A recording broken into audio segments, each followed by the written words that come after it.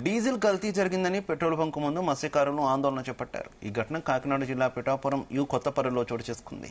Aminabad petrol బంకులో diesel పోసుకొని సముద్రంలో చేపల వేటకు బయలుదేరారు మత్స్యకారులు. వేట తర్వాత తిరిగి వస్తుండగా కొన్ని బోట్లు సముద్రంలోనే ఆగిపోయాయి. ఆగిపోయిన బోట్లలో డీజిల్ పరిశీలించగా అందులో కల్తీ జరిగినట్టు మత్స్యకారులు గుర్తించారు.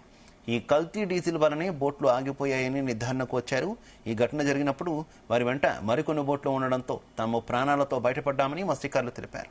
లేని పక్షంలో తాము చీకట్లో సముద్రంలో ఏమయ్యో వారమని తెలియదని మత్స్యకారులు భయాందోళన వ్యక్తం చేశారు. పెట్రోల్ బంకుపై అధికారులు తగు చర్యలు తీసుకోవాలని మత్స్యకారులు తెలిపారు.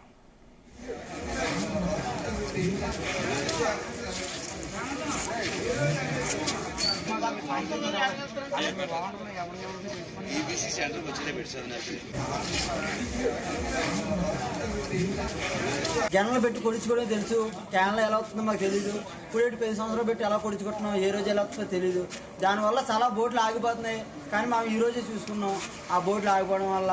ఇప్పుడు ఎంతోమంది సాయంతో మేము దొరికి చేరాం.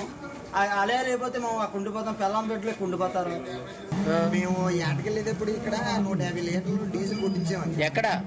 ఇక్కడ హెచ్పి బంకు ఉప్పాడ బంకులో హెచ్పి బంకులో కొట్టించాం.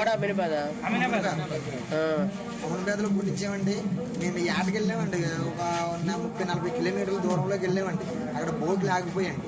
ఈ డీజిల్ చూసుకుంటే డీజిల్ తేడా డీజిల్ ఉందండి, స్మగ్లింగ్ డీజిల్. మేము వెళ్దామని చేపలు పట్టుకోవడానికి వెళ్దామంటే బోట్లు ఆగిపోయండి. అక్కడ ఆగిపోతే వేరే వాళ్ళు సాయంతో వచ్చామండి మేము ఒడ్డుకి. లేకపోతే మేము అక్కడ ఉండిపోవాలండి.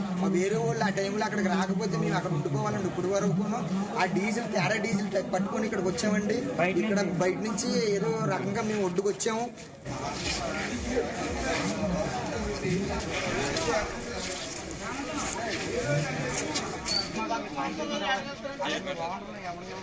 ఈ బీసీ సెంటర్ వచ్చేదే పెట్టి సార్.